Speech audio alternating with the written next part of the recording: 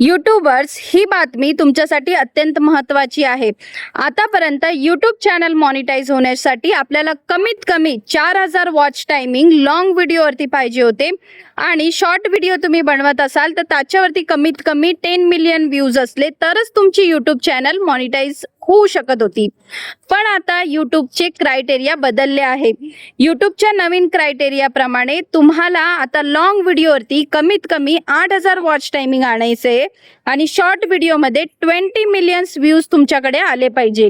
YouTube monetisation आता थोडं difficult झालेलं आहे, पण तुम्ही काळजी करू नका. हा जो नवीन क्रायटेरिया आहे हा 1 फेब्रुवारी 2027 पासून लागू होणार आहे आणि अजूनही तुम्ही तुमची यूट्यूब चॅनल क्रिएट नसन केली असेल तर लवकरात लवकर तुमची यूट्यूब चॅनल क्रिएट करा आणि त्याच्यावरती कंटेंट क्रिएशन चालू करा आणि हा व्हिडिओ तुमच्या मित्रांना शेअर करा, ज्याच्यामुळे हे महत्त्वाचे अपडेट त्यांच्यापर्यंत सुद्धा पोहोचतील.